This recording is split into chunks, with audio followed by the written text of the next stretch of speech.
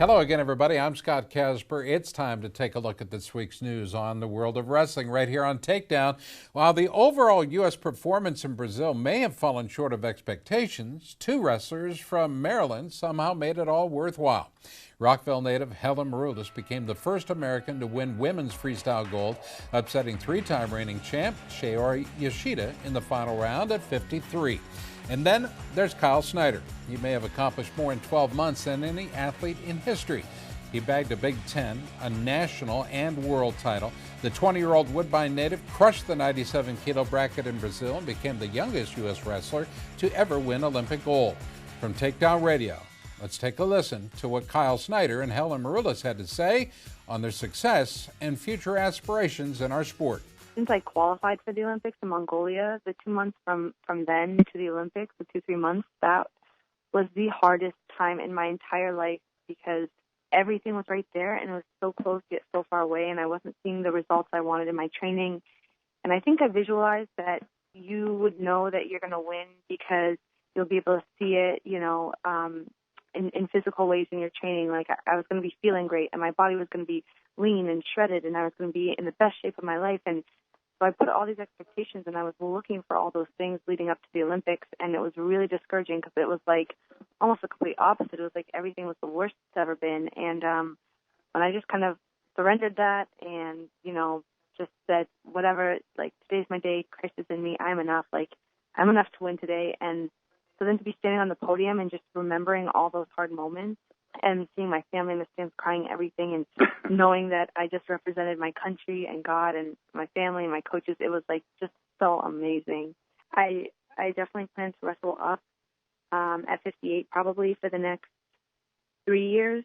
And if I feel like it'll be better for me to go down, then I'll get back on the diet. And I think it depends. I think there was a lot of stress. It was very, very, very stressful because there's all these new things that I was doing, and I had to put my faith in it because I'd never done it before, and I wasn't sure how it was going to work. And so I think that stress might have added to the difficulty of the weight cut. And now that I'm relaxed and on vacation and everything, who knows, maybe my body stabilizes and maybe I'm able to make 53 or 55. So I'm not going to give it. I don't have an answer yet. I trust Coach Valentin, and I told him that I just said, whatever weight you want me to go, I'll go. Right now, I'm relaxing and definitely enjoying the moments after and all that comes with it. I think the thing that kept me into it the most is just the love that I have for what I'm doing. And, I didn't really have to do anything special to keep my mind strong. I just really love wrestling. I was excited about the events that I was going to compete at. I wanted to train as hard as I could for them. So I think love for what you're doing, if you truly love it, takes you a long way. And there are days when you're less motivated, and that's when you use type of inspiration, whatever it may be, a wrestling video, phone call with somebody. That's when you use some inspiration to go and train, but most days did it just for the love that I had. Are you planning on taking any time off from international wrestling to focus on folk style, or what? How will that work for you? No, I will not. I will not take any time off to focus on folk style wrestling. The only time that I will wrestle folk style will be when I wrestle an NCAA match. So I don't plan on practicing folk style, and I don't plan on focusing on it at all. When I'm practicing, I'm going to wrestle freestyle. When I'm going overseas, I'm going to wrestle freestyle, and the only time that I'll wrestle a folk style match is in the collegiate season when I compete. All right, special thanks to Kyle and Helen for joining us on Saturday. This Saturday, you'll need to tune in as well as we talk with the newly minted bronze medalist, Jaden Cox. You can check out those interviews and more in their entirety at takedownwrestle.com. We'll talk Junior Worlds right after the break. You're watching Takedown, powered by Yellow Blue Ecotech.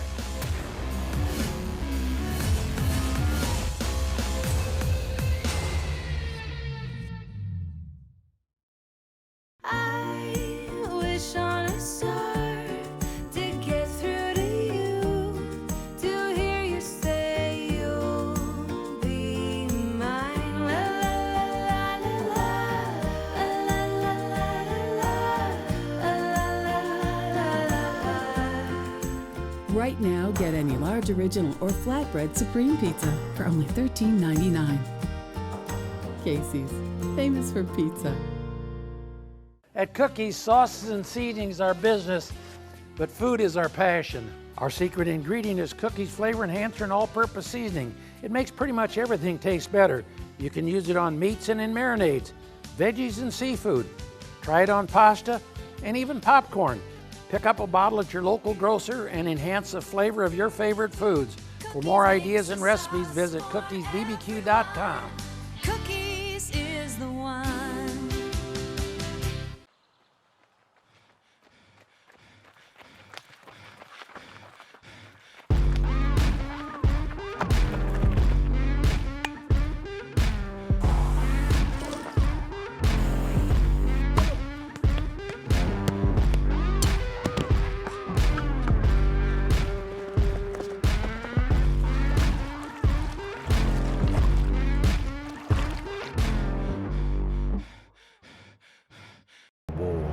For generations. No amount of bravery and conviction could end the infected, unyielding rage. And with every battle, the evil grew, changed, evolved. The warriors needed nothing short of a miracle to stop the infection, and a miracle they received. Your body is at war against skin infections and diseases each time you step onto the mat. Protect yourself against the invasion. Defense Soap. Defend what you have built.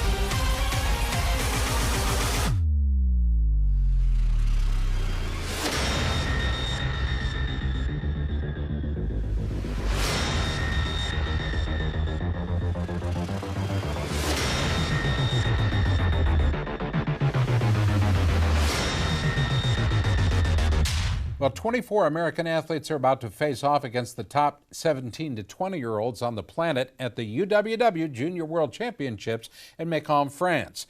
The action kicks off August 30th with Greco-Roman, followed by women's on September 1st and men's freestyle September 3rd through the 4th. Coming off a 14th place finish in 2015, the U.S. Greco squad will be led by Dalton Roberts, who finished 8th last year. He'll be joined by 2016 U.S. senior national team member Giangelo Hancock. Also competing for Team USA, Austria junior silver medalist Randon Miranda of California, and Utah's tough guy Taylor Lamont, who took 5th in the world last year at the cadets. Led by world bronze medalist Becca Leathers. The women's team will feature 3 returning athletes, including Rachel Waters, Kayla Miracle, and Marina Doi. Doi has already won 3 world medals at the cadet level, with a gold in 2012, a silver in 2011, and a bronze in 2013. Meanwhile, Miracle won silver in 2012. We'll go to men's freestyle. Pennsylvania's Spencer Lee will look to become the first American to ever win 3 world titles. He'll be joined by cadet world champ Mark Hall, future Arizona star Zahid Valencia, and this guy, Oklahoma star Dayton Fix. USA Wrestling's Taylor Miller caught up with Fix during a team training camp at the OTC. So last year you were at the cadet level, this year at their junior level for Worlds. What have you seen as different between your cadet competitors and your junior competitors? Just probably a mentality thing. Since I'm the youngest junior, a lot of those older juniors they don't want to get beat by a guy that's a first year junior, or just a guy that's still in high school. So they really come after me right after that.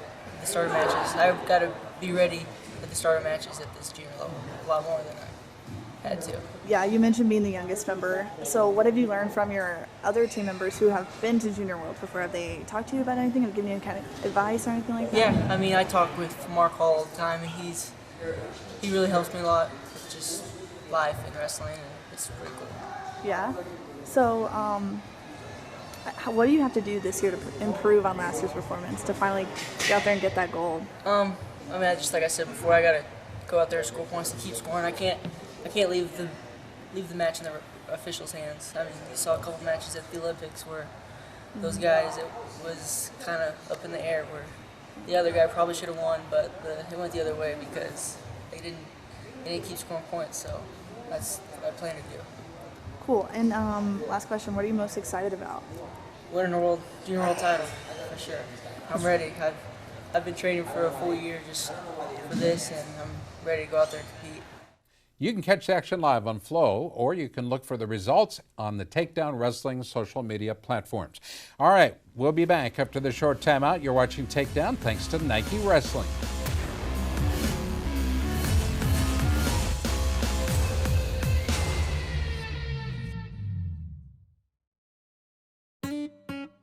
Homemade crust, fresh meats and vegetables, 100% real mozzarella.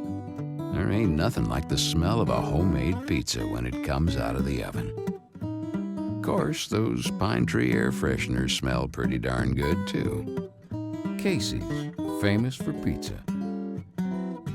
Introducing your favorite dip on a pizza. Pick up the all-new spinach artichoke chicken pizza today. Yellow Blue wants to show you global energy demands are expanding at an alarming rate. Power grids in the U.S. are aging while coal plants continue to close at record rates. Utility rates are at an all-time high and there's no end in sight. If this concerns you, call Yellow Blue, delivering products and services that are not only green but cost-effective. You can be independent, safe, and secure. We'll show you how at yellowbluetech.com.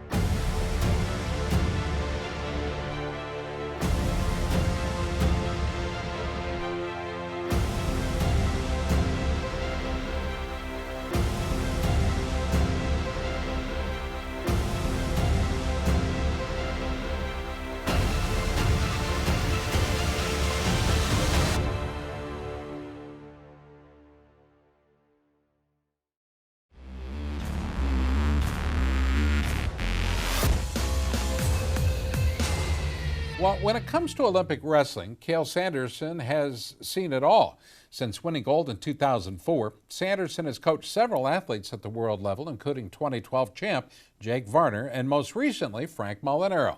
Sanderson also happened to be sitting matside during the most controversial moments in Rio, from a scoring error that cost Franklin Gomez a bronze medal to the Mongolian coaches stripping down in protest of a passivity call. Now back from Brazil, Sanderson sat down with the media and offered his perspective on the 2016 Games. It's very disappointing that that it's so blatant and the corruption. You know, you have officials that are either doing favors for their friends or they're being paid. You hear of wrestlers being paid, and we have firsthand experience through the Nittany Lion Wrestling Club. So that stuff goes on, and so after wrestling's almost dropped from the Olympics, none of that has been cleaned up, which is very disappointing, obviously, because that's. And how do you justify? You have a kid, Franklin Gomez, who has trained his whole life, sacrificed a lot, comes from nothing, and he was wrestling extremely well. And you expect in our sport that the refs are going to give the other, they're going to give him a point here or there, but to just take the match from him, when it was very clear, you could see the communication.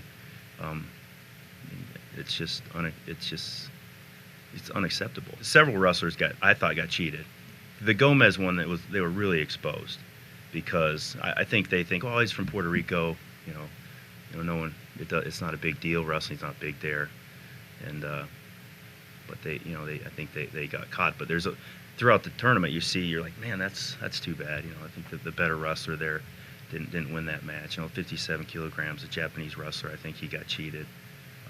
I don't have any proof of that, but I think you watch the match and you're like, it came down to a criteria point. The criteria was based on stalling, and the Japanese wrestler was the offensive wrestler the whole time. So, you have to stop and scratch your head and think, well, wait a second here, that's not right. But it's tough because it runs deep. Even if you punish the officials over Gomez's match, it's not going to make any difference, because it's that's like trimming the hedges. I mean, you got the roots that are deep into the culture of the world.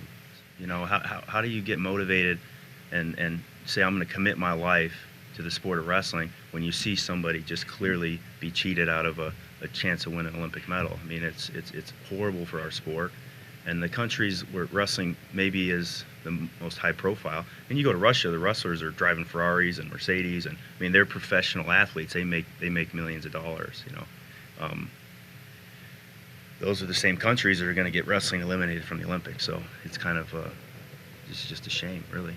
The first thing you got to do, I think, is if you're not big enough as a sport. This is going on and on. I'm sorry, but if you're not big enough as a sport, to deal with. I mean, you're talking about corruption. You're talking about mafia that's involved with sport internationally. You got to change the rules so it's not subjective, right? I mean, our rules are so subjective where the ref can play a part. I mean, you got to eliminate that to the very core. And so you can't just say, oh, it's a judgment call. This guy was stalling, so we give this guy a point. I think that's probably the first thing you have to do is make the rules just extremely subjective, just black and white. Our wrestling coverage continues after the break. You're watching Takedown. Thanks to McBride Matt. Stay tuned.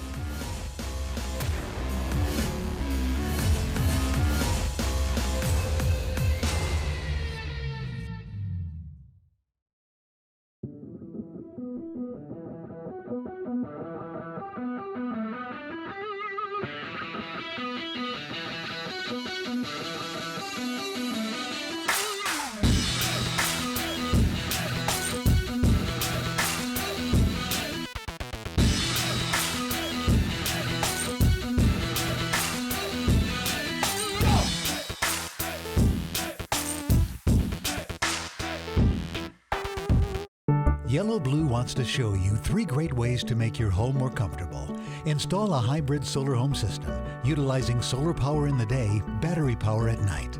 Install a solar attic fan to reduce heat and moisture from your attic. And install a multi-layer reflective insulation blanket in your attic to reduce the cost of heating and cooling. Conserve energy, save money, protect the environment with Yellow Blue Ecotech. Learn more ways at yellowbluetech.com. Speed the Sauce Man here. While sauces and seasonings are our business, food is our passion, and we've been helping make your favorite foods taste better for years. Try our Wings and Things hot sauce and everything from chicken wings to your morning eggs. Use it in recipes like spicy chicken noodle dinner, party dip, and buffalo chicken pizza. It's not only delicious, but it's award-winning too. Wings and Things recently earned first place honors in the hot sauce category at the National Barbecue Association's Award of Excellence competition. Remember, smart cookies use cookies. Proudly made in the USA, Danmar offers incredible protection and customized gear. I'm Tony Ramos, NCAA champion and world team member. Take my word that Danmar Warrior headgear is the best. It's what I use. Look for my limited edition signature headgear at a retailer near you or online at danmarwarrior.com. I'm a world-class warrior and you can be one too with Danmar. Follow me on Twitter at T_Ram133 or on my website, teamramos.co.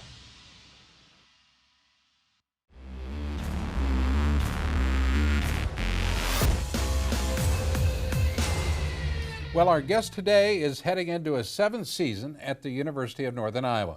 The Panthers head man, Doug Schwab, returns to the program. Coach, welcome back. Hey, thanks for having me on. Gearing up for the regular season is a little different on every college campus. I think you guys did it right, though. You did it with an annual golf outing. How many golfers did you have come to the event this year? I had about 120.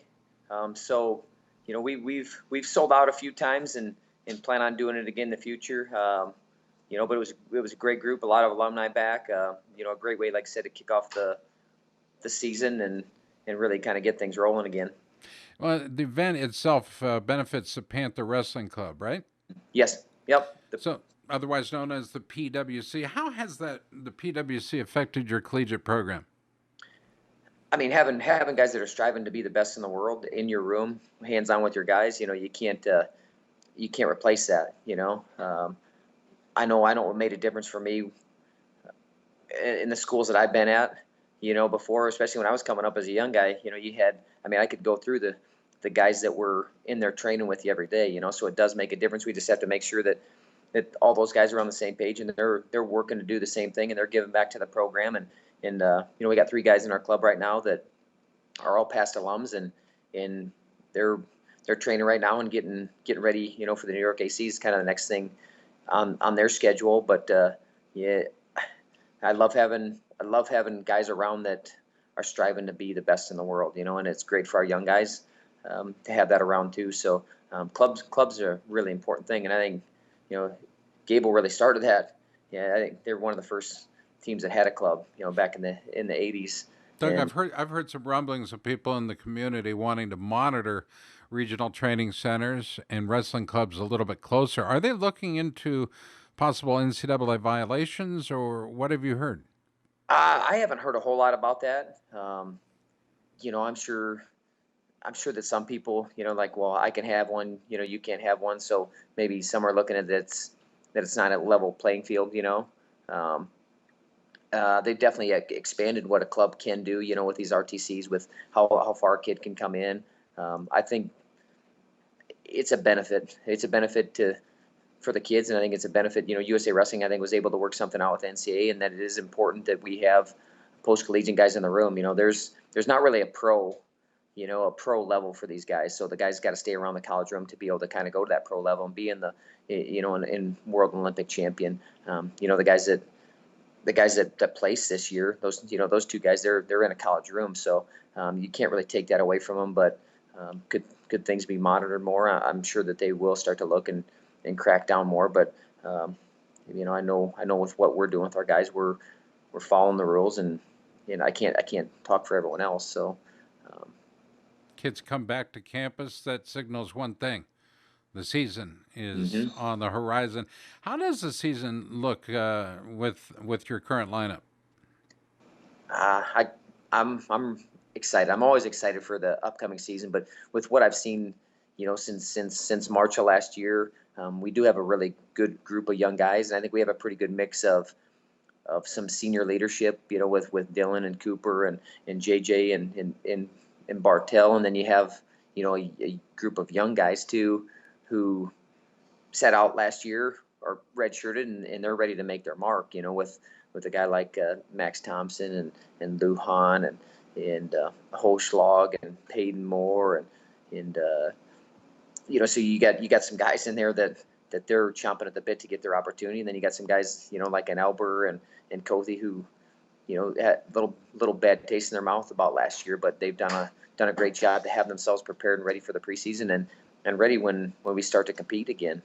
I know I'm excited, and I think that's what our whole coaching staff feels, and really, you talked about that golf outing. It's what the community and the people that are around the program feel too. They're just excited, ready to get things going. But I'm trying to make sure that guys understand that we just got to take advantage of each day in front of us and not get too caught up trying to get ahead of ourselves, because you could ask about some big dates on the schedule, and we could start pointing to dates, but we want to point to today right now and make the most out of today. And then when we get to that point, and we're November 18th, and Virginia Tech comes on campus, our guys are going to be ready to scrap and put on a show. Bryce Steyert started for you guys as a freshman last year. Is there somebody on your squad that could start like that as a freshman? That was the first true freshman that I'd wrestled. So it fit for our team and it fit for him, and he wanted to do it too. So I would say with the freshmen that we got, we have eight guys that came in this year. You know, a guy like Isley, you know, he's in a luxury where, you know, we do have JJ, where he doesn't have to step in right away. You know, I think most guys need that year. You know, you got a guy like, you know, Rudy Yates, who you got Dylan Peters in front of him. So, you know, you got a two-time All-American. So I don't think those guys are going to be pressed into action. You know, we'll be able to kind of, you know, groom them for next season. And so when they step on the mat, they get that redshirt year and they get that year of growth, and then they're ready to really have an impact nationally. Well, you know, when they get that opportunity the next season. So I'd say no, but I tell you, we got a good group of freshmen, like I was talking about, that redshirted last year, that are chomping at the bit to get out there in front of the crowd and put on a show.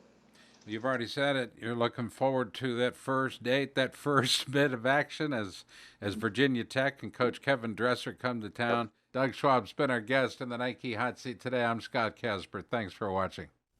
Big thanks to Kyle Snyder, Helen Maroulis, Doug Schwab, and all of our guests on the program today. For interviews, articles, great prizes, check us out on social media and look for us on our website at takedownwrestle.com. I'm Scott Casper, signing off for another week. We'll see you right back here, same time, same channel.